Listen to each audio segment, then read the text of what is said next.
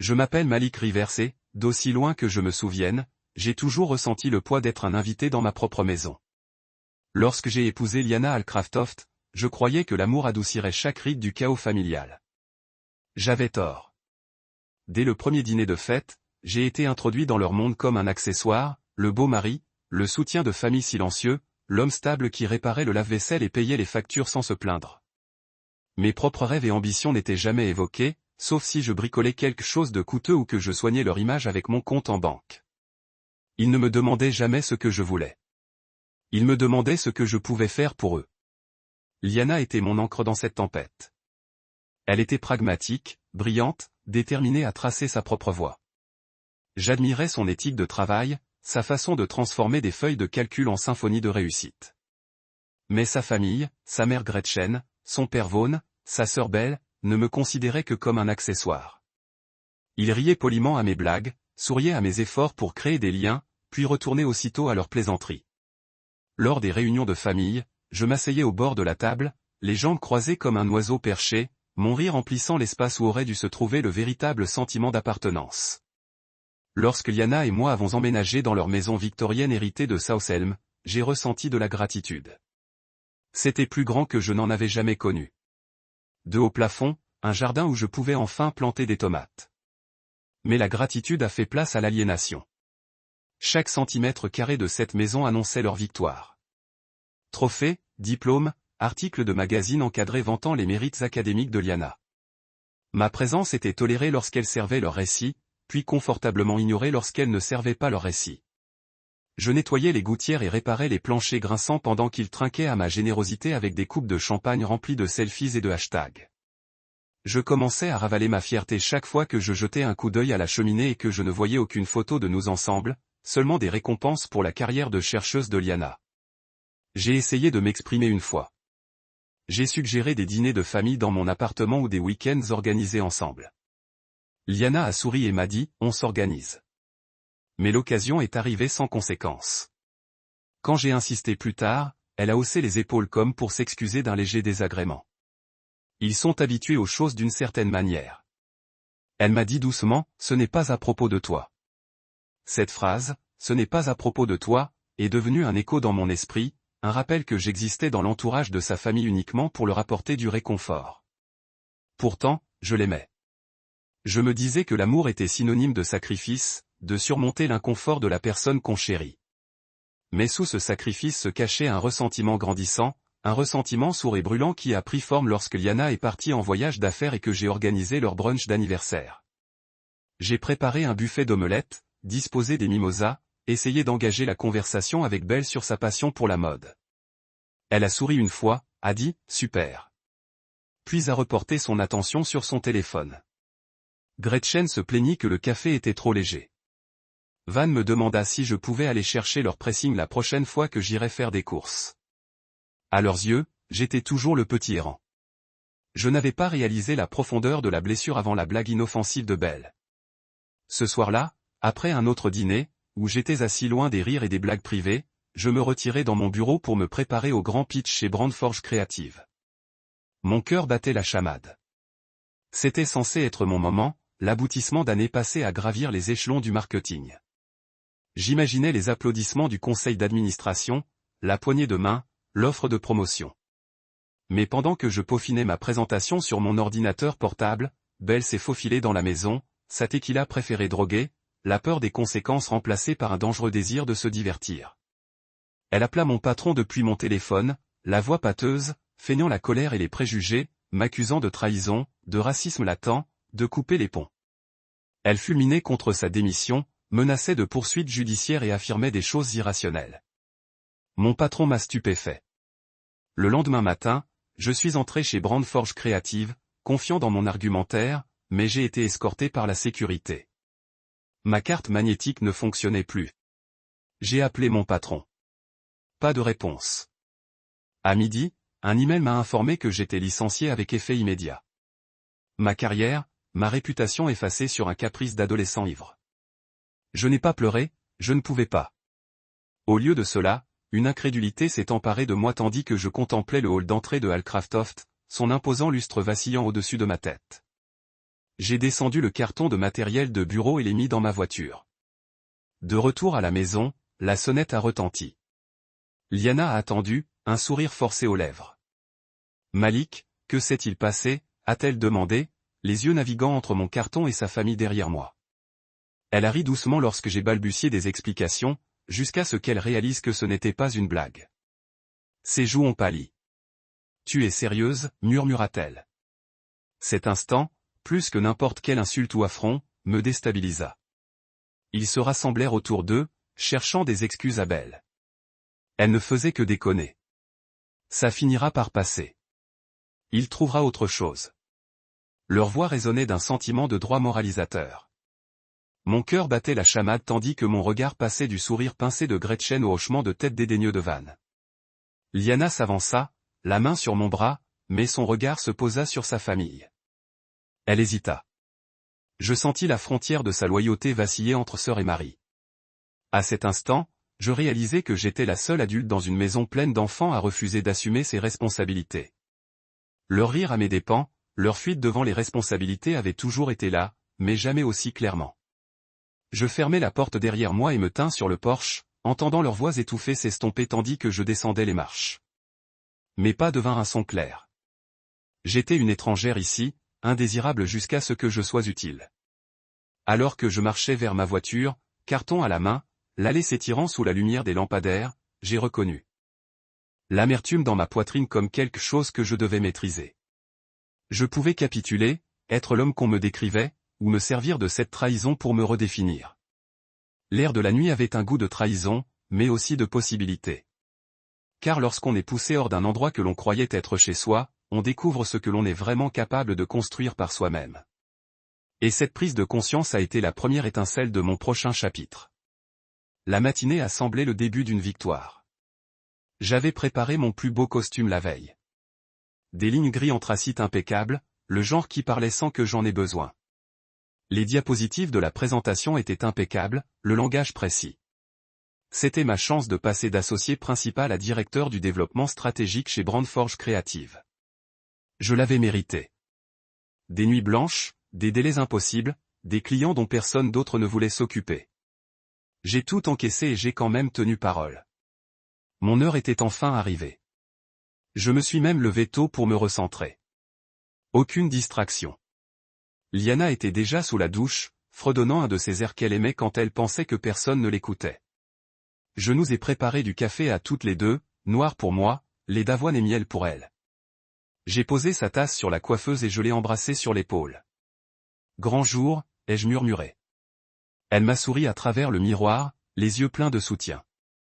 Du moins, c'est ce que je croyais. Ce que j'ignorais alors, c'est que quelques heures plus tôt, pendant que je dormais, préparant mon esprit au plus grand changement de carrière que j'avais fait depuis des années, sa sœur Belle avait décidé de se saouler et de s'ennuyer. Et l'ennui était dangereux entre les mains de Belle. Liana l'avait invitée à passer la nuit chez elle après une dispute ridicule avec son dernier petit ami. Quelque chose comme s'il n'appréciait pas sa croissance spirituelle. Alors, bien sûr, elle s'est retrouvée affalée sur notre canapé, une bouteille de tequila argentée à ses pieds, mon téléphone à la main. Belle a pensé que ce serait amusant de faire une blague téléphonique à quelqu'un de mes contacts récents. Ni une amie, ni une cousine, mais mon patron, Evan Schaumer, l'homme qui tenait tout mon avenir professionnel entre ses mains. J'imagine qu'elle a ri en l'appelant à 2h47 du matin, la voix pâteuse, se faisant passer pour moi. Elle s'en est prise à lui, l'accusant d'exploiter mes idées, de se moquer de ma couleur de peau, de menacer de poursuites judiciaires et de partir en trombe dans sa tirade imaginaire. Mon journal d'appel confirmait qu'il s'agissait d'un appel de 7 minutes. 7 minutes qui ont tout changé. À mon arrivée au bureau, la sécurité du bâtiment semblait perturbée. Davis, l'agent du matin, qui me faisait habituellement un signe de la main, avait l'air mal à l'aise. « Bonjour, monsieur Rivers », a-t-il dit en évitant le mien. J'ai scanné ma carte, refusé. J'ai réessayé. Rien.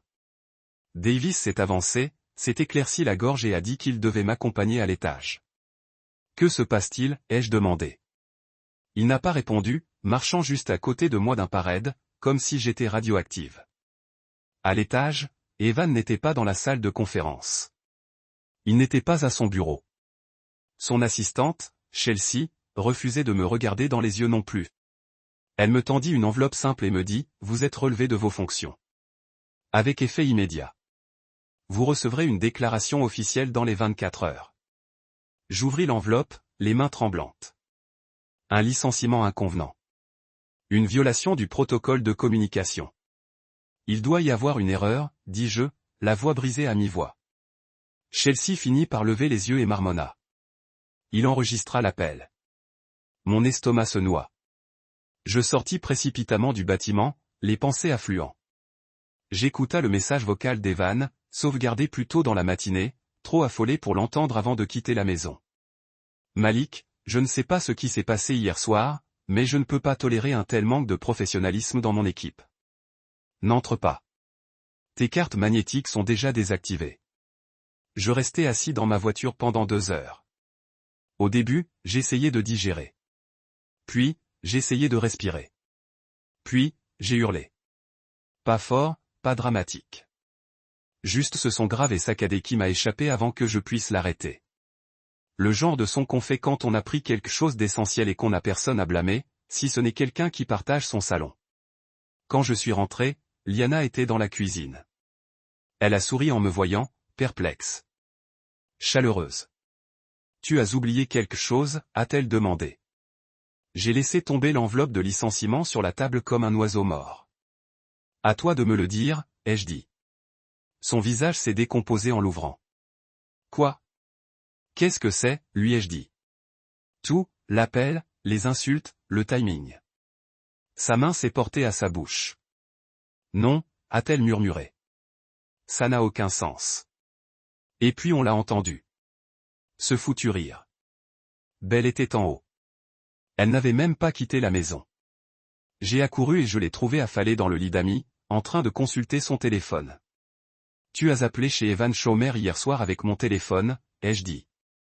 Ses yeux s'écarquillèrent une fraction de seconde, puis elle gloussa. Oh mon Dieu, c'était ton patron. Je crus que c'était un ami ou quelque chose comme ça. Du calme, Malik, c'était une blague. Je serrai les poings. J'étais viré. Viré? Belle. Elle se redressa, ce sourire narquois collé au visage. Bon, j'ai peut-être été trop loin, mais bon sang, tu es vraiment fragile. Je me tournai vers Liana. Elle avait l'air abasourdie, partagée entre colère et gêne. Dis quelque chose, lui dis-je. Dis à ta sœur ce qu'elle a fait. Liana me regarda, puis Belle, puis le sol. C'était stupide. Elle ne voulait pas. Ne dis pas qu'elle ne voulait pas. Je l'interrompis. Elle le pensait suffisamment pour le faire. Et toi? Tu la défends encore. Je ne le fais pas, murmura-t-elle, les larmes aux yeux. C'est juste. C'est ma sœur. C'est à ce moment-là que le sol s'est effondré. Pas quand j'ai perdu mon travail. Pas quand j'ai été escorté dehors comme un criminel. C'était ce moment où j'ai vu la femme que j'aimais privilégier l'harmonie familiale à la justice. La voir hésiter à défendre celui qui l'avait soutenu pendant des années. Je n'étais pas seulement viré. J'étais seul. Je suis sorti de la pièce, l'écho du rire de Belle résonnant encore sur les murs. J'avais besoin d'air. J'avais besoin d'espace. J'avais besoin de comprendre ce que devient un homme quand tout ce qu'il a construit est incendié et que l'incendiaire peut rester dîner. Je n'ai pas dit un mot ce soir-là. Ni à Liana. Ni à Belle. Même pas à moi-même. Je suis entré dans la chambre d'amis, j'ai verrouillé la porte et je me suis allongé sur le lit, tout habillé, les yeux rivés au plafond, laissant le silence m'envelopper comme une couverture lestée imprégnée de trahison. Le sommeil ne venait pas. La pièce ressemblait à un tombeau, et j'étais le seul à savoir que nous avions enterré quelque chose. Peut-être la confiance, peut-être le mariage, peut-être juste la version de moi-même qui pensait que la loyauté était censée suffire. Le lendemain matin, je n'ai pas fait de café. Je n'ai pas consulté mes emails. Je n'ai pas mangé. Je suis resté assis au bord du lit jusqu'à ce que le soleil entre par la fenêtre, comme s'il essayait de m'entraîner dans le monde. Et pourtant, rien ne bougeait en moi, sauf une pensée, forte et palpitante. Elle ne m'a pas défendu. J'ai finalement ouvert la porte. L'odeur des bagels grillés et de la lotion pour les mains à la lavande de Liana flottait dans le couloir. Elle essayait de maintenir la normalité. Je suis descendu. Elle était à table, son ordinateur portable ouvert, faisant comme si c'était un lundi comme les autres. Belle n'était pas en vue. Peut-être qu'elle était partie. Ou peut-être qu'elle se cachait en attendant que tout se calme. Je m'en fichais. Liana a levé les yeux. Dis donc, dit-elle prudemment. On peut parler? J'ai tiré la chaise en face d'elle et je me suis assis. Elle a tendu la main par-dessus la table, mais je n'ai pas bougé. Sa main a plané, puis est retombée lentement. J'ai dit à Belle qu'elle avait dépassé les bornes. Elle a dit doucement. Vraiment. J'ai attendu. Ce ne pouvait pas être tout. Mais c'était le cas. Tu le lui as dit. C'est ça, demandai-je. Ma voix semblait distante, comme si elle appartenait à quelqu'un d'autre. Tu lui as dit.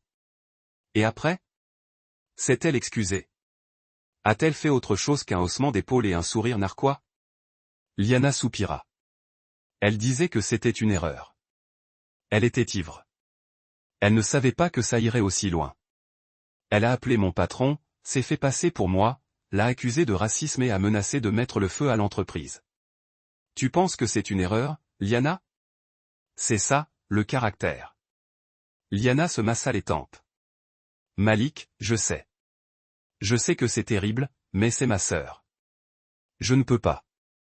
Tu ne peux pas quoi? La tenir responsable? Dire la vérité à tes parents? La couper pendant une semaine? Dieu lui interdise de subir ne serait-ce qu'une seule conséquence pour avoir mis le feu à la vie de quelqu'un d'autre? Ses yeux se remplirent de larmes. Non pas parce qu'elle ne comprenait pas, mais parce qu'elle comprenait. Parce que chaque mot que je prononçais brisait l'horrible vérité qu'elle avait essayé de masquer toute sa vie. Je vais parler à mes parents, dit-elle finalement. J'acquiesçai une fois. Pas parce que c'était suffisant, mais parce que j'avais besoin de quelque chose. Plus tard dans la journée, nous sommes allés chez ses parents. Une réunion de famille, comme elle l'appelait. J'appelais ça le deuxième round. Gretchen ouvrit la porte, vêtue de perles et d'un chemisier impeccablement repassé. Elle me serra dans ses bras, comme on serre un pasteur après un enterrement. Gêné, serré, hypocrite. Van était déjà assis dans la véranda avec un verre de bourbon, comme s'il attendait le début d'un match de foot. Belle était là, les jambes repliées sous elle sur le canapé en cuir, un coussin serré contre sa poitrine, comme si elle était la victime. Liana prit la parole la première. Il faut qu'on parle de ce qui s'est passé.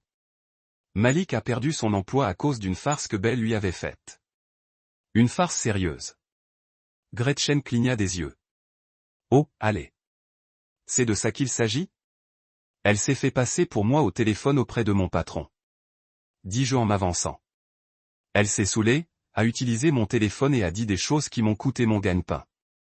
Ce n'est pas juste une farce. C'est du sabotage. Belle ricana. Ce n'était pas si grave. Tu agis comme si j'avais ruiné ta vie. Tu l'as ruinée. Du moins celle que j'avais. Celle que j'ai construite pendant des années pendant que tu faisais le bouffon de la famille. D'accord. D'accord, dit Van en agitant la main. Ne nous laissons pas emporter par nos émotions. Ce sont des choses qui arrivent. Peut-être que tu as réagi de manière excessive au travail. Peut-être que ton patron cherchait une raison. Je le fixais du regard. Tu insinues sérieusement que c'est ma faute? Gretchen ajouta, écoute, Malik, personne ne minimise tes sentiments. Mais Belle ne voulait pas te faire de mal. C'était un malentendu. On devrait déjà passer à autre chose. Je sentis mon pouls dans mes dents. Un malentendu? Répétai-je en essayant de garder un ton neutre. J'ai perdu mes revenus, ma réputation. Je suis un homme noir dans l'Amérique des entreprises. Tu crois que j'ai le luxe que quelqu'un suppose que j'ai fait une erreur et me la pardonne? Ils sont tous restés silencieux. Pas de honte, juste de gêne. Comme si j'avais abordé un sujet politique à une baby shower. Gretchen a finalement dit, on ne veut pas que la famille s'effondre à cause d'un incident. Et c'est là que le déclic s'est produit. Pour eux, ce n'était que ça, un incident. Un simple incident mineur qu'ils balayaient sous le tapis avec des rires gênés et du vin. Mais pour moi, c'était tout. Ce n'est pas moi qui brise cette famille, ai-je dit. J'ai tenu le coup, payé les factures quand le deuxième prêt immobilier de Vaughan est tombé à l'eau. Réparé ton foutu toit l'hiver dernier, faire semblant d'apprécier les brunchs en famille sans même que personne ne me regarde dans les yeux. J'ai tout fait, et la seule fois où tu as eu l'occasion de me témoigner un minimum de respect, tu l'as ignoré comme un jus renversé sur le sol de ta cuisine. Liana regardait tour à tour sa famille et moi. Je la voyais s'effondrer, réalisant tout ce qu'elle avait laissé faire. J'en ai fini, dis-je en me levant. Je n'ai pas besoin d'excuses. J'ai besoin d'espace. De vrai espace. Belle leva les yeux au ciel, mais cette fois, elle ne dit rien. Peut-être que pour la première fois, elle réalisait que la blague avait fini par lasser fine. Liana me suivit. Nous rentrâmes en silence. Sa main frôla la mienne une fois sur le levier de vitesse. Je refusai. Je ne savais pas ce qui allait se passer ensuite entre nous. Mais je savais une chose, si cette maison était toujours son centre de gravité, je ne pouvais plus tourner autour d'elle. Pas comme un étranger prétendant appartenir à la famille. Il y a quelque chose d'humiliant à contempler un bol de ramen instantané en tant qu'adulte et à savoir que ce n'était pas un choix. C'était une nécessité. Pas le genre épicé avec des garnitures et des ajouts. Pas le genre qu'on agrémente d'huile de sésame et d'oignon vert pour se sentir mieux. Je parle de la base. Faire bouillir de l'eau. Verser le sachet d'assaisonnement. Remuer. Manger en silence, tandis que la buée en but est vert et que le poids de ton silence te pèse sur la poitrine. C'était mon mardi et mon mercredi. Et presque 2 mois après la dispute avec la famille de Liana, après l'incident qui a ruiné ma carrière comme un tapis, tout s'est arrêté. Ma boîte mail est tombée en poussière, mes CV sont partis à la dérive. Les recruteurs ont rejeté le même refus tacite. Tu es incroyablement qualifié, Malik, mais les événements récents suscitent des inquiétudes internes. Personne ne voulait de scandale, même si je n'en étais pas l'instigateur. Les grandes entreprises américaines prospèrent sur l'illusion du contrôle, et j'étais désormais un fardeau qu'elles ne voulaient pas voir à proximité de la marque. J'ai résilié tous les abonnements dont je n'avais pas absolument besoin. Hulu a disparu. Mon abonnement à la salle de sport a été suspendu. J'ai vendu mon appareil photo réflexe numérique.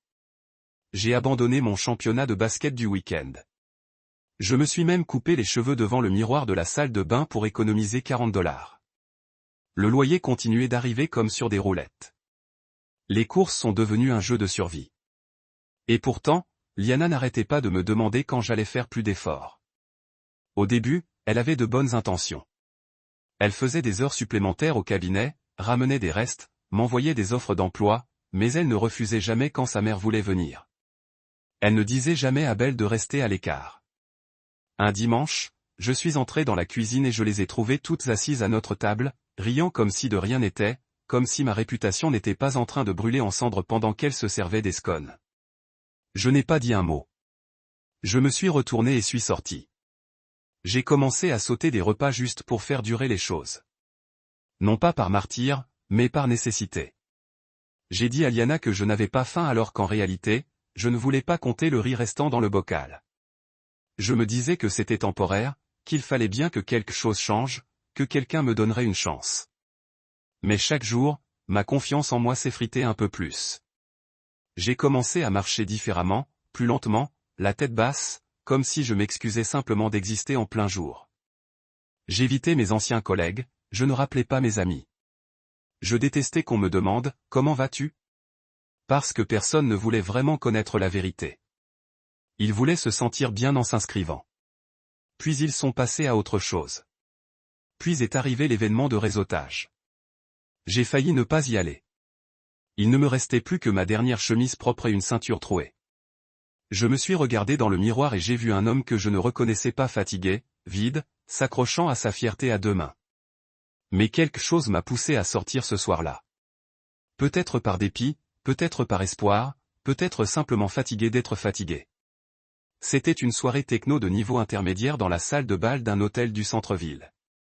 Lumière vive, vin bon marché, des gens qui faisaient semblant d'aimer parler d'API et de stratégie UX.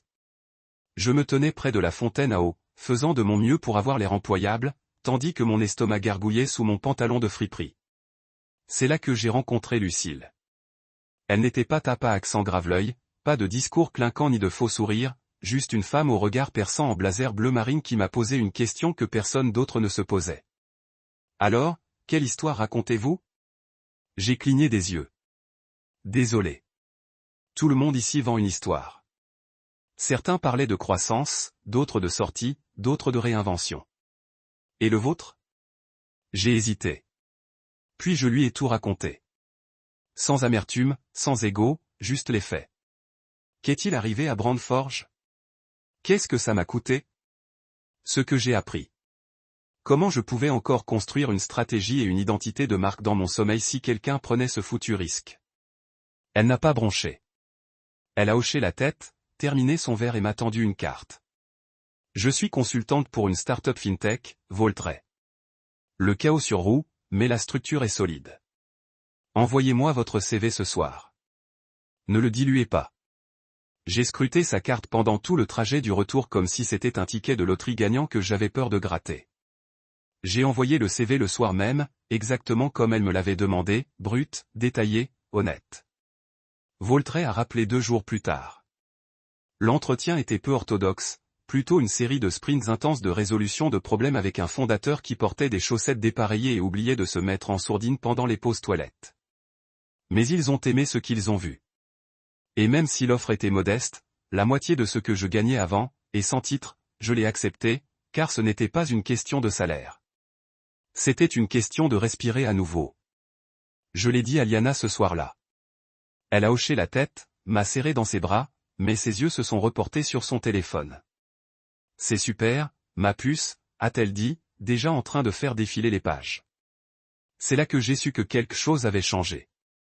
Je revenais à la vie, mais elle ne l'avait pas remarqué. Voltray était un désastre. Sans structure, sans identité de marque. Leur message était un mélange de slogans et de mauvaises pensées, mais je m'en fichais. J'étais comme un homme affamé, car je l'étais. J'ai reconstruit leur histoire de A à Z. J'ai appris chaque défaut, corrigé chaque faille, affiné leur ton et repensé leur lancement. Chaque jour était une guerre, et je me présentais comme si j'avais quelque chose à prouver, parce que c'était le cas. J'avais touché le fond. Je savais que c'était le silence, la honte, la faim. Je savais ce que c'était que de tout perdre à cause de l'incurie de quelqu'un d'autre. Et maintenant, je reconstruisais, non pas pour leur approbation, ni pour un titre, mais pour moi-même. Les ramen étaient toujours dans le placard. Mais un soir, je les ai ouverts et j'ai souri, car je savais que je n'en aurais plus besoin très longtemps. J'ai commencé à arriver à Voltray avant tout le monde, ouvrant le bureau alors que les premiers rayons du soleil filaient encore à travers les stores. La moitié de l'équipe travaillait à distance et l'autre moitié communiquait à peine. Mais cela n'avait aucune importance pour moi. Je considérais chaque tableau blanc comme un champ de bataille, chaque tâche comme une seconde chance. Il n'y avait pas de place pour l'ego, seulement pour l'exécution. Je n'étais pas là pour me faire des amis. J'étais là pour reconstruire mon avenir. Le fondateur, Derek Langston, était brillant, d'une manière complètement folle. Perpétuellement distrait, parlant à toute vitesse, plus intéressé par les spécifications techniques que par le langage humain. Il a créé un outil financier puissant, capable de simplifier plusieurs flux de dette en un seul paiement automatisé et clair. Mais il ne pouvait pas l'expliquer, même pour sauver sa vie. Leur vieux slogan, Voltray, transformer les écosystèmes fiscaux pour des structures de remboursement adaptatives. Ouais, quel gâchis. J'ai jeté un coup d'œil à leur argumentaire et j'ai dit, vous ne vendez pas à des fonds spéculatifs.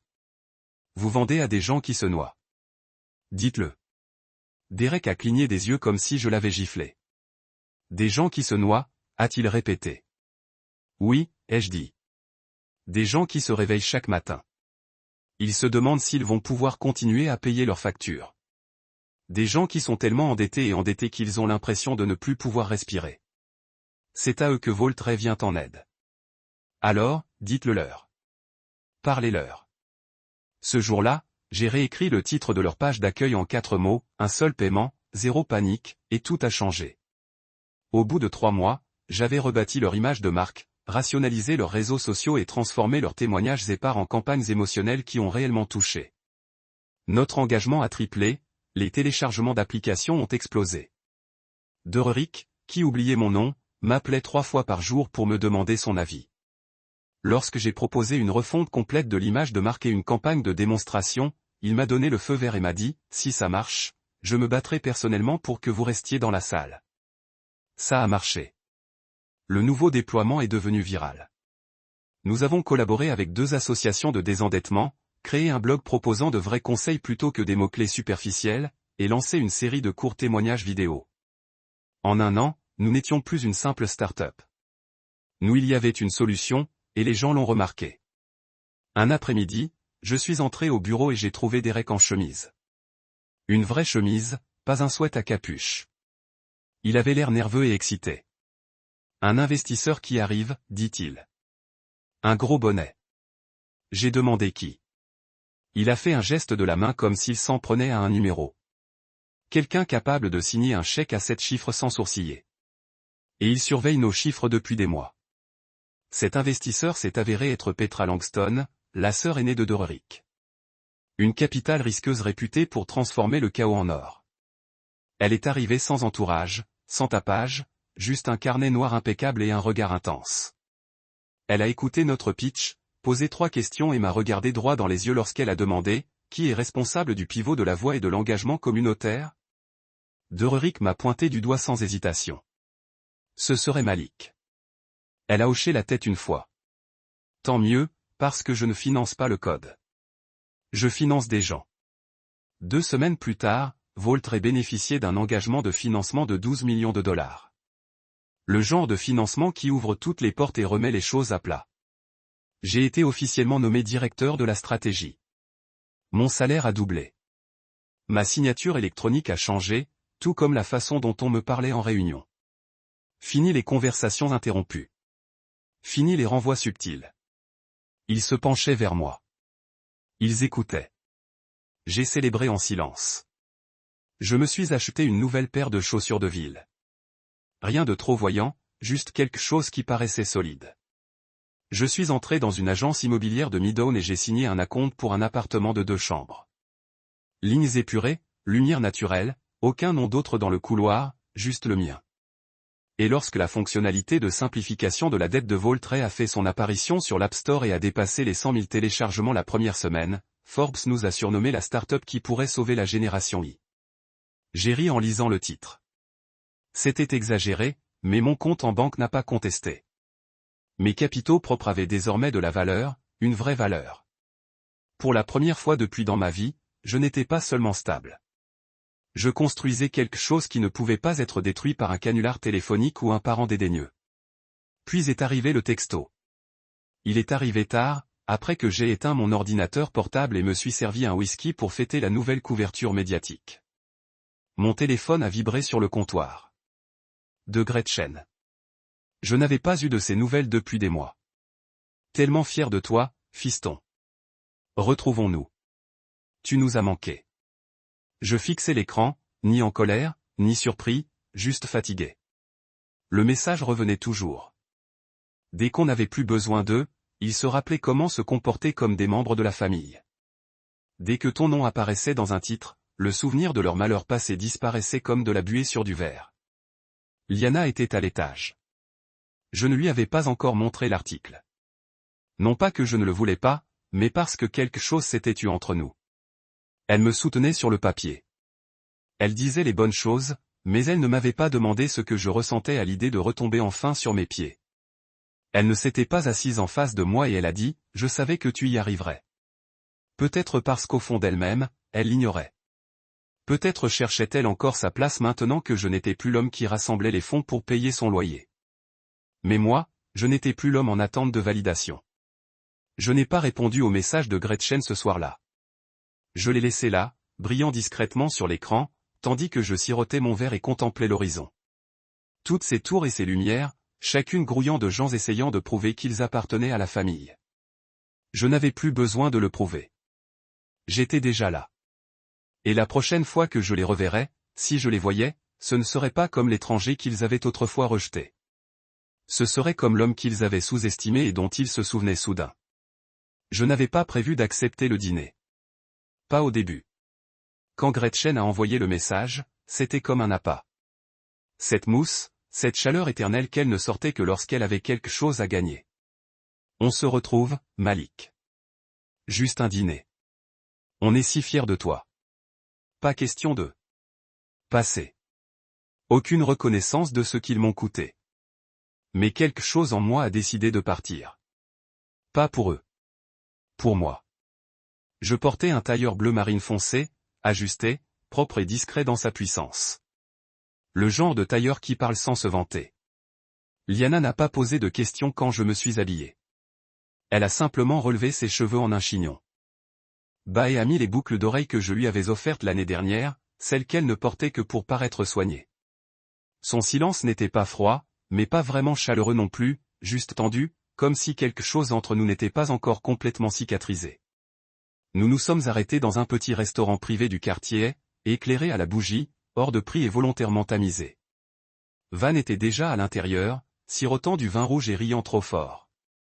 Gretchen était assise à côté de lui, son expression maquillant soigneusement la gentillesse de la haute société. Et puis il y avait Belle. Elle a levé les yeux à notre entrée, jetant un coup d'œil à mon souvenir avant de disparaître. Pas de sourire, pas d'excuses, juste une expression lissée, comme si nous nous rencontrions pour la première fois lors d'une rencontre. Événement. Je lui ai fait un signe de tête et me suis assis de l'autre côté de la table. Liana s'est assise à côté de moi, sa posture parfaite. Malik, a tonné Van, levant son verre. Regardez-vous, l'homme du moment. Vous êtes partout. Forbes LinkedIn. Mon copain de golf a parlé de vous la semaine dernière. J'ai esquissé un petit sourire poli. Content d'apprendre qu'il lit. Gretchen s'est penchée. Vous nous avez vraiment manqué. C'est tellement bon de voir que vous réussissez, Vaultray. C'est vrai. Votre nouvelle fonctionnalité est tout simplement géniale. Je ne l'ai pas corrigée. Ce n'était pas juste une fonctionnalité. C'était le résultat de 2 ans passés à reconstruire mon nom à partir des décombres créés par sa fille. Mais je l'ai laissé faire sa performance. Belle a pris la corbeille à pain. De grandes choses se produisent pour nous tous, a-t-elle dit vaguement. Je travaille sur une nouvelle ligne. Durable, éthique, avant-gardiste. Je pense bientôt solliciter un financement de démarrage. C'est à ce moment-là que j'ai compris pourquoi j'avais été invité. Ce n'était pas une question de famille. Ça ne l'a jamais été. C'était un ton doux dans un cadre raffiné. En fait, dit Von en posant son verre. On avait l'intention de te parler. La maison, notre ancien chez nous, a besoin de quelques travaux. Le toit fuit, et on a caressé l'idée de la rénover. Un projet qui aurait dû être lancé depuis longtemps. On s'est dit qu'avec ton succès, tu serais peut-être intéressé à nous donner un coup de main. Juste une contribution familiale. Je n'ai pas bronché, je n'ai pas cligné des yeux. J'ai juste joint les mains et hoché lentement la tête. Gretchen est intervenue comme si elle essayait de se calmer. Et bien sûr, seulement si c'est confortable. On sait que tu es occupé. On préfère que ça reste en famille plutôt que de gérer des banques et des inconnus. Puis Kamel a redressé sa serviette comme si c'était un scénario. Et je sais qu'on n'a pas toujours été proches, mais j'ai cette idée, ce concept de marque qui pourrait vraiment faire mouche. J'ai les croquis, le nom de domaine du site web, et même quelques amis influenceurs prêts à faire la promotion. J'ai juste besoin de quelqu'un qui croit en moi, qui croit en elle. La femme qui a mis le feu à ma carrière avec un appel ivre me demandait de croire en elle. Je me tournai vers Liana, qui n'avait pas dit un mot. Elle était assise, raide, les yeux fixés vers l'avant, les lèvres entr'ouvertes, comme si elle voulait parler, mais ne savait pas comment. Je ne savais pas si elle était gênée ou si elle se préparait simplement à l'impact. Puis Terence, le beau-frère de Liana, qui n'avait presque pas dit un mot de la soirée, glissa un dossier sur la table. Des camions à smoothie, dit-il. Faibles frais généraux, très attractifs. Campus universitaire, festival. On a déjà une maquette de marque. Si vous êtes intéressé par l'investissement, j'aimerais avoir votre avis. Je n'ai pas touché au dossier. Au lieu de cela, je me suis penché en arrière et j'ai fouillé dans ma poche intérieure, en sortant lentement une petite enveloppe. J'ai beaucoup pensé à la famille ces derniers temps, ai-je dit. À ce que ça signifie. À ce que ça coûte parfois. Gretchen a souri prudemment. Bien sûr, la famille, c'est tout. J'ai posé l'enveloppe sur la table et je l'ai tapotée une fois. Vérifiez vos boîtes aux lettres la semaine prochaine, ai-je dit. Vous tous. Belle a haussé un sourcil. Qu'est-ce que ça veut dire? Je pense que vous trouverez ce que vous cherchez, ai-je dit d'un ton neutre. Pas d'argent, pas de relation, juste un peu de clarté. Van a ri brièvement comme si je plaisantais, mais ses yeux se sont de nouveau posés sur l'enveloppe, et il n'a pas ri longtemps. Nous avons mangé en silence après cela. Plus de discours, plus de compliments, juste le léger cliquetis des couverts sur la porcelaine et l'espace entre les mots, trop lourd à remplir. Après le dîner, nous sommes sortis ensemble, mais pas en groupe. Belle est restée pour je parlais à un serveur. Van est sorti fumer. Gretchen a essayé de me prendre dans ses bras, mais s'est ravisée. Terence m'a tapoté l'épaule d'une main raide et a dit, sans rancune, « Hein ?» Je n'ai pas répondu. Dans la voiture, Liana a finalement parlé. « C'était froid », a-t-elle dit. Je l'ai regardé. Perdre mon travail aussi. Être assise en face d'eux pendant qu'ils me demandaient de l'argent comme s'ils n'avaient pas contribué à me briser. Elle regardait droit devant elle à travers le pare-brise, les mains sur les genoux. « Tu n'es plus la même. »« Non, » ai-je dit. « Je ne le suis plus. » Et pour la première fois, je ne me suis pas senti mal. J'ai réalisé que la croissance ne ressemble pas toujours au pardon. Parfois, elle ressemble à des limites enveloppées dans des enveloppes scellées avec tout ce qu'on aurait dû dire il y a des années et posté sans adresse de retour. J'ai passé le week-end les manches retroussées. Pas littéralement, mais comme il faut. Il n'y avait pas de musique de fond, pas de verre de vin pour l'ambiance, juste mon ordinateur portable, un appartement calmé. Un rythme régulier et précis, une clarté qui s'imprimait page après page. Tout a commencé avec Belle. Son travail devait être précis. Une clé USB s'est glissée dans un mince boîtier noir. Elle contenait l'enregistrement complet du canular téléphonique qu'elle avait fait à Evan, celui qui m'avait valu mon licenciement. J'avais demandé l'enregistrement par la voie légale, invoquant une atteinte à ma réputation. Evan n'a pas résisté. Je ne l'avais jamais écouté en entier jusque-là. Entendre sa voix imiter la mienne, bafouiller, rire, fulminer. J'ai ressenti à nouveau la trahison. Mais cette fois, je n'ai pas bronché. Je l'ai gravé sur la clé, j'ai ajouté une lettre notariée détaillant la perte de revenus, de réputation professionnelle et le stress mental que cela avait causé, et je l'ai placé à côté d'un reçu pour un don de $5000 fait en son nom à une association de responsabilisation au travail. Je ne l'ai pas fait par mesquinerie. Je l'ai fait parce que parfois, on a besoin de voir ce que nos blagues coûtent aux autres. Mesuré, classé et irréversible. Ensuite, il y avait Gretchen et Vaughn. Leur enveloppe était plus lourde. J'ai rassemblé des documents financiers, des copies de chaque fois qu'ils m'avaient demandé de co-signer quelque chose, de participer à une dépense domestique, d'organiser un voyage ou une rénovation. J'ai inclus les documents qu'ils pensaient que j'avais oubliés, des emails, des reçus 20 mots, et même le texto où Van disait « Tu es comme notre roc financier ».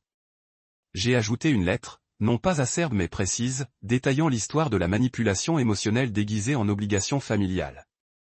J'ai mentionné le dîner où ils ont ri pendant que je restais silencieux.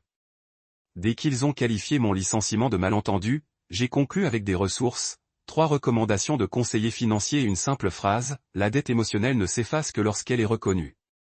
Terence a reçu la proposition commerciale. J'en avais lu chaque mot. L'idée n'était pas mauvaise. Les camions de smoothie peuvent gagner de l'argent avec le bon modèle, mais elle n'était pas mûrement réfléchie. Les marges étaient mauvaises. L'image de marque était amateur. Le pitch reposait davantage sur la culpabilité familiale que sur des arguments économiques solides. J'ai révisé la proposition, les marquer en rouge et les renvoyer avec une note. Traitez votre entreprise comme une des affaires, pas une faveur. Tu pourrais même y arriver.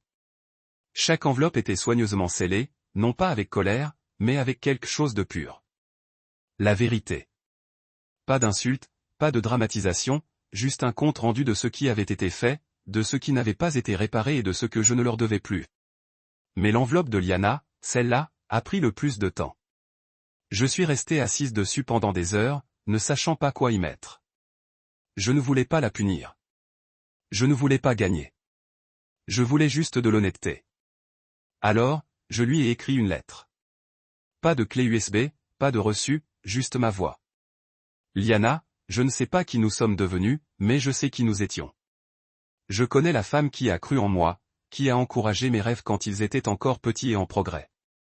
Je me souviens des nuits où nous sommes restés éveillés à parler d'une vie que nous allions construire, pas une vie qui nous aurait été transmise par quelqu'un d'autre. Je la vois encore en toi, mais je vois aussi à quel point nous avons dérivé. Tu es restée silencieuse quand j'avais besoin de ta parole. Tu as demandé la paix quand j'en avais besoin. Partenariat. Tu as choisi le confort quand j'avais besoin de courage. Et peut-être que tu ne le voulais pas. C'était peut-être une habitude. Mais ça a changé les choses. Je ne te demande pas de les couper. Je te demande de les voir clairement, de cesser d'attendre de moi que je porte le poids des choix des autres. La porte est toujours ouverte, mais pas à l'ancienne version de nous-mêmes. Je ne vivrai pas comme un personnage secondaire dans le drame familial. Si nous reconstruisons, il faudra que ce soit neuf. Brique par brique, vérité par vérité. Pas de faux semblants. Plus besoin de ravaler la douleur pour maintenir la paix. Choisis ce que tu veux, mais choisis. J'ai signé. Sans fioriture. Juste mon nom. J'ai placé chaque enveloppe dans une pochette de courrier prioritaire, je les ai étiquetées à la main et j'ai programmé les livraisons pour lundi matin. J'ai regardé le coursier prendre la pile sur le pas de ma porte et disparaître dans le couloir. Je n'ai pas consulté mon téléphone ce jour-là. Je n'ai pas actualisé mes emails. Je suis allé me promener, ce que je n'avais pas fait depuis des semaines. L'air avait un goût différent, plus vif, plus sincère. Ce soir-là, j'ai préparé le dîner. Pour la première fois depuis longtemps. Un vrai dîner, pas de nouilles instantanées, pas de reste. J'ai saisi du saumon, rôti des légumes, ouvert une bouteille de rouge. Liana n'était pas encore rentrée. J'ai mis la table pour deux, non pas parce que je m'attendais à ce qu'elle se joigne à moi, mais parce que je voulais être le genre d'homme qui laisse la place aux réponses, pas seulement à la vengeance. Elle est rentrée tard, a vu le dîner, les épaules crispées. « Qu'est-ce que c'est que tout ça ?» a-t-elle demandé. Je lui ai servi un verre. Ce n'est pas des excuses, ni une célébration. C'est juste un dîner, si tu veux. Elle s'est assise lentement, a bu une gorgée, mâché tranquillement. Finalement, elle a demandé, « Tu leur as vraiment envoyé quelque chose ?» Oui. Elle a hoché la tête. Et moi? Je l'ai regardée aussi. Oui, a-t-elle baissé les yeux vers son assiette. Tu es sérieuse? Je dois l'être. J'ai vécu trop longtemps à me mordre la langue, à porter un poids qui n'était pas le mien. Elle ne répondit pas tout de suite, mais je remarquai ses épaules s'affaisser légèrement. Premier signe de libération. Nous mangâmes en silence, mais pas glacial. C'était le silence de quelque chose qui se fendait, d'un espace qui se créait, de vérité qui résonnait enfin sans interruption. Plus tard, après avoir débarrassé les assiettes, elle demanda, « Que veux-tu de moi ?» Je marquai une pause. La clarté, le choix. Pas seulement pour moi, pour toi aussi. Elle hocha la tête une fois, comme si elle commençait enfin à comprendre que ce n'était pas qu'un instant. C'était un tournant. Les colis étaient partis. Le silence était terminé et le miroir avait été posté. Le lendemain midi, mon téléphone vibrait comme s'il devait de l'argent à quelqu'un. Appels manqués, messages vocaux, SMS s'empilaient comme un avertissement. Je les laissais s'accumuler. Je savais de quoi il s'agissait. Je n'avais pas besoin d'en ouvrir un seul pour ressentir l'effet d'entraînement de la vérité sur une famille allergique à la responsabilité. Gretchen fut la première à rompre le silence radio avec un message vocal qui commença par un murmure tremblant et se termina par un sanglot. « Malik, comment as-tu pu faire ça? On t'a toujours traité comme un membre de la famille. » Toujours. Ça ressemble à une trahison. J'ai failli rire. La femme qui m'avait dit un jour de m'endurcir après avoir perdu mon emploi serrait maintenant ses perles parce que j'osais exprimer le prix de sa complicité. Van ne pleura pas. Son message vocal était brûlant, serré, avec une fureur contenue. Tu as dépassé les bornes, fiston. Envoyer des documents, des lettres, tout ce drame. Ce n'est pas comme ça que les familles gèrent les choses. C'est comme ça que les ennemis agissent. C'était ça. Ce retournement de situation familier. Ils te font du mal. Et quand tu te regardes enfin dans le miroir, c'est toi qui as dépassé les bornes. La réaction de Belle était un chef-d'œuvre de pitié publique. Elle a posté une photo d'elle sur Instagram, les yeux lus, la tête sur un oreiller, avec la légende « La famille n'est pas toujours en sécurité. Parfois, ceux qui vous sourient sont ceux qui tentent de vous détruire en secret. » #Traidi est encore en train de guérir. Elle ne m'a pas nommé, mais les commentaires en disent long. Tu mérites mieux, ma reine. Sois forte. Arrête la toxicité. Je n'ai pas répondu. Je n'étais pas obligé. La vérité respirait déjà d'elle-même, et elle n'avait pas besoin de ma voix pour avancer. Plus tard dans la soirée, je me suis assise sur le balcon, un verre de thé au gingembre à la main, regardant les lumières de la ville scintiller comme des étoiles nerveuses. Le vent s'est levé, vif, parfumé au début de l'automne, me caressant la peau comme un rappel que le changement n'attend pas le réconfort. Liana est sortie discrètement et s'est assise à côté de moi. Elle n'avait pas apporté son téléphone. Elle n'avait pas apporté de bavardage. « Tu as vraiment réussi ?» a-t-elle dit doucement.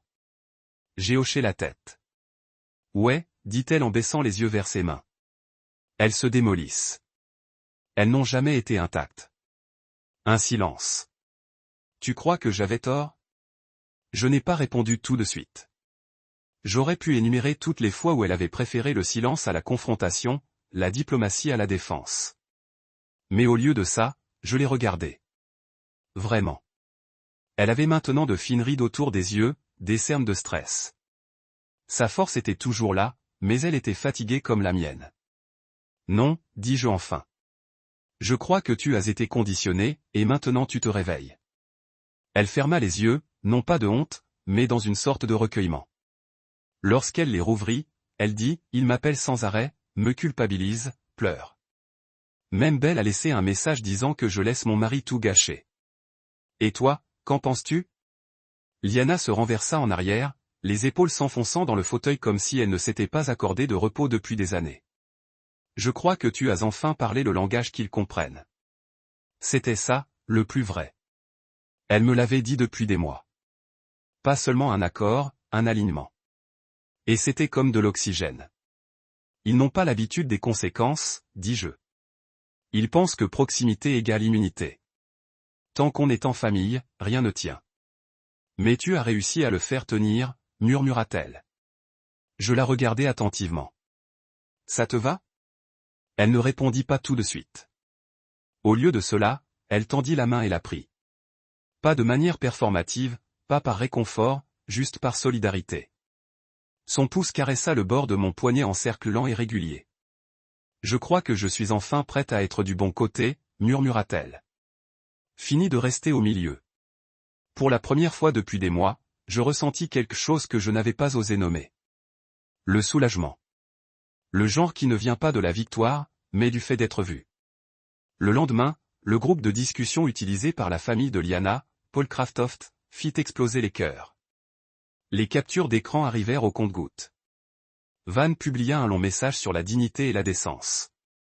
Gretchen essaya de jouer les pacificateurs, disant que nous devrions dîner en civil et en discuter. Belle a quitté le groupe de discussion après que quelqu'un lui a demandé ce qu'était le fichier audio sur sa clé USB. Il se dénouait magnifiquement. Non pas parce que je voulais qu'il s'effondre, mais parce que j'avais besoin que ce délire prenne fin. À ma surprise, Terence m'a envoyé un message directement. Juste une ligne. Merci pour les corrections. Elles m'ont vraiment aidé. Je n'ai pas répondu. Non pas par méchanceté, mais parce que certains ponts n'ont pas besoin d'être reconstruits, il suffit de les apprécier à distance. Liana ne m'a pas demandé de m'expliquer à sa famille. Elle ne m'a pas demandé de revenir en arrière. Ce silence valait mieux que 100 excuses. Elle a commencé une thérapie une semaine plus tard. Elle a dit qu'elle avait besoin de démêler les raisons pour lesquelles elle choisissait toujours le silence. Pourquoi elle privilégiait leur confort à ses propres convictions. Elle ne m'a pas demandé de l'accompagner. Elle est partie, tout simplement. Un soir, après sa séance, elle est rentrée et s'est assise à côté de moi au bord du lit. Tu avais raison, a-t-elle dit. Je me suis tourné vers elle. J'ai continué à essayer d'arranger les choses sans affronter. Je pensais protéger la famille, mais en réalité, je cherchais juste à éviter la fracture, pourtant elle était déjà là. J'ai tendu la main et pris la sienne cette fois. Il ne s'agit plus d'avoir raison, ai-je dit. Il s'agit de ne pas disparaître. Et nous sommes restés assis ainsi. Pas un mot, juste le murmure discret d'un mariage passant de la performance à un partenariat. J'avais posté ces colis en pensant que c'était une conclusion, mais ce n'était pas le cas. C'était des ouvertures. Pas pour les Kraftoft, mais pour nous, pour moi. Et enfin, je commençais à croire que nous ne reculions plus. Belle avait toujours eu un don pour le mélodrame. Je suppose que c'est ce qui la rendait si dangereuse. Elle savait comment enrober un mensonge avec juste ce qu'il faut d'éclat pour le rendre crédible. Du coup, je n'ai pas été surpris lorsqu'elle a envoyé l'extrait audio de son canular téléphonique ivre à un podcast spécialisé dans les soi-disant histoires de rédemption. Elle l'a raccourci, bien sûr, et a coupé la partie où elle insultait le nom de mon patron et forgeait des accusations. Quoi? Il ne restait que ce qui ressemblait à une blague mal comprise, une mauvaise soirée, une réaction excessive. L'épisode du podcast s'intitulait « Annulé pour un fou rire, quand la famille va trop loin ». L'animatrice a compati. Les commentaires ont afflué. Au début, les gens l'ont cru. Bien sûr. Elle était charmante. Elle a bien joué la victime. Elle a dit que je m'en étais pris à elle, que j'avais essayé de ruiner sa réputation parce que je ne pouvais pas pardonner une blague qui avait mal tourné. Elle a même pleuré à l'antenne. Pleuré. Elle a dit que sa sœur lui manquait, qu'elle aimait sa famille, qu'elle ne voulait que nous rassembler. Mais Internet n'est pas aussi crédule qu'elle l'espérait. Parce que du même coup, elle a publié toute cette interview larmoyante en oubliant le pouvoir des reçus. Voyez-vous, le problème avec la réécriture de l'histoire, c'est que la version originale existe toujours. Et dans mon cas, elle existait avec des horodatages, des sauvegardes audio, des emails et une lettre notariée signée des mois plus tôt. La vérité n'a pas toujours besoin d'être criée. Il suffit qu'elle patiente pendant que les mensonges s'accumulent. Fatigué de performer. Le premier service s'est déroulé discrètement. Un petit blog tech a fait un suivi. Il a mentionné vos traits, mentionné mon nom, mentionné le canular téléphonique et inclus la version complète, divulguée anonymement, mais nous savions tous qu'il avait envoyé. La version non éditée, celle où Belle insultait mon patron, où elle imitait ma voix et disait que j'en avais marre d'être la victime, où elle riait comme si tout cela n'était qu'un jeu. Une fois que cela a fait surface, la sympathie a disparu. Soudain, son épisode de podcast a été qualifié d'irresponsable. Les commentateurs ont commencé à poser de vraies questions. Des captures d'écran de ces légendes Instagram ont été décortiquées. Ces anciens tweets ont refait surface, ceux où elle se moquait des personnes qui parlaient de traumatisme au travail. Il n'a pas fallu longtemps pour que la situation s'inverse. Son site de mode a perdu des sponsors. Une de ses amies influenceuses a publié un message énigmatique qui ressemblait étrangement à une déprime publique. Son nombre d'abonnés a chuté de plusieurs milliers, et c'est là que le message a commencé. Belle m'a envoyé un message de 3 mots seulement. Tu es content maintenant? Moi non. Ils ont répondu, car il ne s'agissait pas de bonheur. Ça n'a jamais été le cas. Il s'agissait d'exister enfin au-delà de l'ombre de leur déni. Devenir un homme avec une voix et une mémoire, et non pas seulement un remplaçant dans leur version des faits. Gretchen et Vaughn ont suivi, submergés par leur propre culpabilité. Ça va trop loin, Malik. Van a écrit, on comprend. Tu es en colère. Mais laissez le public déchirer ta propre famille. Comme si j'avais mis le feu aux poudres et non pas juste pointé du doigt la fumée qu'ils ont passé des années à faire semblant de ne pas voir. Gretchen a appelé Liana en sanglotant et lui a dit que nous étions devenus froids, que nous laissions l'amertume nous consumer. Elle a utilisé des mots comme honteux et impie, mais ce qu'elle voulait vraiment dire, c'est « nous n'aimons pas ce que ça fait d'être tenu pour responsable ». Liana n'a pas discuté avec elle. Elle a juste écouté, puis a raccroché. Ce soir-là, elle s'est assise à côté de moi sur le canapé, a replié ses jambes sous elle comme avant, et a dit « Je crois que je les pleure enfin pour de bon ». Je la regardais. J'espérais qu'ils comprendraient. Que si je continuais à leur expliquer, à adoucir les choses, ils finiraient par comprendre ce qu'ils avaient vu. Mais ils ne veulent pas voir. Ils veulent oublier. Ils veulent que j'oublie. J'ai hoché la tête. Et maintenant, elle me regardait, non pas avec regret, mais avec une expression plus claire. Maintenant, je sais que je ne peux pas faire le pont entre ta guérison et leur réconfort. Soit ils franchiront cette distance d'eux-mêmes, soit ils seront laissés pour compte. C'était la première fois que je sentais qu'elle était vraiment à mes côtés. Pas en théorie, pas à voix basse, mais délibérément. Bien sûr, tout le monde ne s'en est pas pris à nous. Certains cousins de Liana, surtout ceux qui vivaient hors de l'État, ont commencé à m'envoyer des messages avec des réactions mitigées. L'un m'a traité de calculateur. Un autre m'a dit que j'étais cruel mais précis. Un troisième m'a demandé si j'allais vraiment mieux ou si je faisais juste semblant. Je n'ai répondu à aucun d'eux. je n'avais aucune envie de négocier ma vérité avec des gens qui ne se manifestaient que lorsqu'il y avait du drame à vivre. Mais Terence m'a encore surpris. Il a envoyé un autre message plus long, cette fois. Salut Malik, je voulais juste te dire que tu avais raison pour la proposition, pour tout. Honnêtement, je travaille avec un mentor pour peaufiner l'idée du camion à smoothie et la concrétiser. J'ai été accepté dans un incubateur de start-up la semaine dernière. Il finance une partie de mon lancement. Je pense qu'une partie de moi t'a toujours envié parce que tu avais tout sous contrôle, mais maintenant je réalise que tu t'étais imposé un standard que nous autres avions peur de respecter. Alors, oui. Merci. J'espère qu'on se croisera à nouveau. J'ai scruté ce message plus longtemps que prévu. Non pas parce que j'avais besoin de validation, mais parce que ça me rappelait que l'évolution, quand elle se produit, commence souvent par l'inconfort. Et certaines personnes se laissent rarement, mais vraiment, changer par cet inconfort.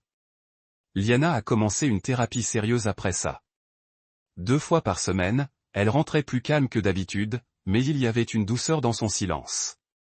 Un soir, je lui ai demandé ce qu'elle apprenait. Que les limites ne sont pas des trahisons. Elle a dit que le respect de soi ne signifie pas que je ne les aime pas. Cela signifie que je m'aime enfin aussi. Nous ne parlions plus de réconciliation. Nous parlions de fondation. Ce que cela signifiait de reconstruire la confiance, non pas avec sa famille, mais entre nous. Pierre après pierre. Pas de raccourci, pas de raccourci. Parfois, je la surprenais à me regarder d'un œil nouveau, comme si elle me voyait pour la première fois. Non pas comme le réparateur ou l'homme stable, mais comme un homme qui avait été mis à l'épreuve et qui avait survécu avec une intégrité intacte. Et peu à peu, j'ai commencé à la regarder de la même manière. Non pas comme quelqu'un qui m'avait trahi, mais comme quelqu'un d'assez courageux pour affronter les difficultés et choisir quelque chose de mieux. Le fossé était réel. Les Hawcraftoft n'étaient plus au centre de notre orbite. Le texte ralentit. Les sentiments de culpabilité s'estompèrent. Leur silence se transforma en une étrange paix. Et dans ce silence, j'ai commencé à entendre autre chose. Ma propre voix. Posée, claire, désormais non noyée dans leur vacarme. Le passé, réalisais-je, n'avait plus besoin d'être vengé. Il fallait juste le laisser derrière soi. La première lettre que j'ai envoyée après l'acquisition de Valtra n'était pas destinée à Gretchen ou à Vaughn. Ce n'était pas à Belle, ni à Terence, ni à aucun des cousins qui s'étaient donné pour mission de défendre le nom Hawcraftoft à tout prix. Non, la première enveloppe que j'ai adressée à la main avec soin et précision était destinée à Liana. C'était un jeudi matin. La ville commençait tout juste à s'éveiller. La lumière inondait le sol de notre nouveau chalet près de Boston. Voltray avait été acquis 2 semaines plus tôt pour un montant que je ne pouvais toujours pas prononcer à voix haute sans sourire, 2 millions de dollars en actions. Un chiffre qui représentait non seulement le succès, mais la survie. La preuve qu'être sous-estimé n'était pas une phrase, mais une étape. J'étais assis à la vieille table en chêne où nous avions emménagé, regardant la bouilloire fumer à côté d'une petite pile de papier et d'une enveloppe non cachetée. Je n'écrivais pas par habitude. J'écrivais par choix. La lettre n'était ni poétique, ni fleurie. Elle était posée, comme moi. J'ai écrit à Liana non pas comme l'homme qu'elle avait épousé ou celui qu'elle avait vu s'effondrer sous le poids de sa famille, mais comme l'homme qui avait tout reconstruit de fond en comble. Je lui ai dit que lorsque je l'avais demandé en mariage la première fois, je l'avais fait par amour. Oui, mais aussi par espoir que l'amour suffirait à supporter le bruit. Et que maintenant, je la demandais à nouveau en mariage, mais pas par espoir. Par vérité, par clarté, par la certitude de qui j'étais exactement et de qui elle s'était enfin autorisée à devenir. J'ai glissé une bague à l'intérieur. Simple, solide, une bague en or blanc taillée avec précision, sans diamant ni fioriture. Juste une intention, juste une histoire, juste nous. Puis je suis allé à la boîte aux lettres en bois au bout de notre allée sinueuse en gravier, j'y ai glissé l'enveloppe, j'ai hissé le drapeau et je l'ai laissé partir. C'était la boîte aux lettres qui comptait le plus. Pas celle que j'avais envoyée à sa famille.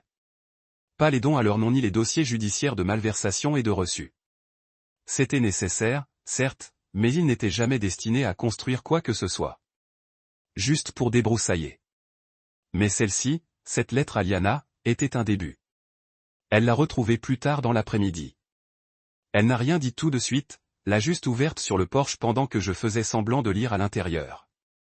Ses doigts tenaient l'enveloppe comme si elle allait se dissoudre. Je l'observais depuis le couloir, j'ai vu ses larmes couler sans honte, sans drame, celles qui en disent plus que les mots. Puis elle est entrée, sans rien dire, et m'a serré dans ses bras comme elle ne l'avait pas fait depuis des années. Comme si elle se souvenait de tout et avait finalement décidé de ne plus fuir. Nous nous sommes remariés discrètement. Pas de Alcraftoft, pas d'appareil photo, juste nous, un juge de paix et la certitude que l'amour sans vérité n'est que du décor. Nous n'avons pas fait de vœux pour toujours. Nous avons promis l'honnêteté. Nous avons promis notre présence. Nous avons promis de ne pas nous cacher derrière la politesse quand les choses deviendraient difficiles. Et nous avons tenu ces promesses. Liana a créé son propre cabinet de conseil. Sortant enfin de l'ombre de l'héritage familial. Elle a construit quelque chose qui lui appartenait de fond en comble.